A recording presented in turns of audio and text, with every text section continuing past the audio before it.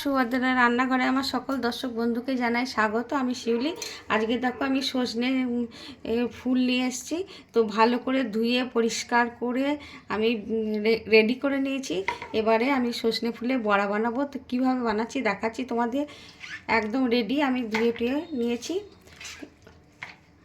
তো দিয়ে দিলাম এই পাত্রের মধ্যে। এবারে আমি দেব বেসন, পরিমাণ মতো বেসন দেব। 3 চামচ মতো বেসন দিলাম, আর যদি মনে করি লাগবে তখন আবার দেব। আর এই 2 চামচের একটু কম চালের গুঁড়ো দিলাম।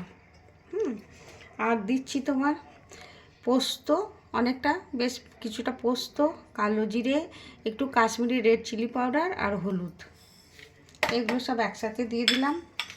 একটু কাঁচা লঙ্কা কুচি দিয়ে দিলাম, আর স্বাদ অনুযায়ী লবণ দিয়ে দিচ্ছি একটু, আর একটুখানি জাস্ট একটুখানি চিনি দিয়ে দিচ্ছি, কয়েকটা চিনির দানা দিয়ে দিলাম। ব্যাস, এবার এটাকে আমি খুব সুন্দর করে হাত দিয়ে ভালো করে চটকে চটকে মাখবো।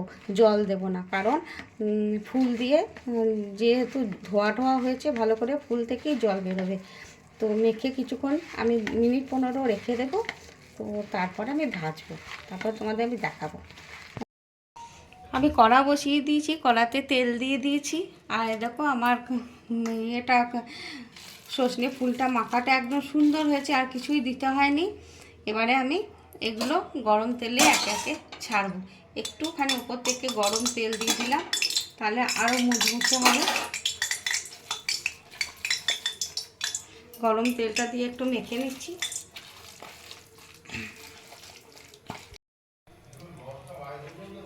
এবারে আমি একটা একটা করে ছাড়ছি।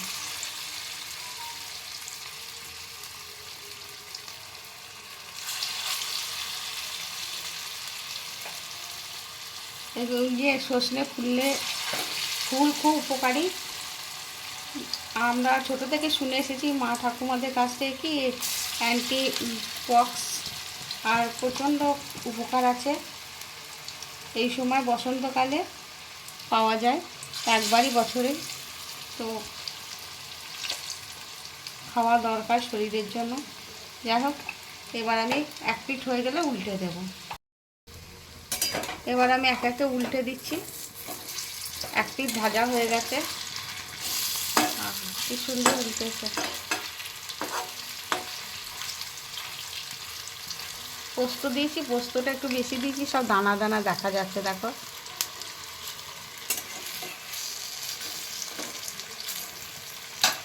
আমার ভাজা হয়ে গেছে, এবার আমি এগুলোকে উঠিয়ে নিচ্ছি। এবার এইভাবে আমি এবার বাকিগুলো সব আস্তে আস্তে ভেজে নেব। আমার সজনে ফুলের বড়া রেডি এবং সার্ভ করে দিয়েছি। তোমরা ঠিক আমি যেভাবে বানিয়েছি সেইভাবে একবার অবশ্যই বানাবে, বানিয়ে খেয়ে দেখবে এবং আমাকে কমেন্ট করে জানাবে তোমাদের কেমন লেগেছে সজনে ফুলের বড়া রেসিপি। আর তোমরা সবাই ভালো থাকবে, সুস্থ থাকবে। তোমাদেরকে সকলকে অসংখ্য অসংখ্য ধন্যবাদ, অনেক অনেক ভালোবাসা। নমস্কার।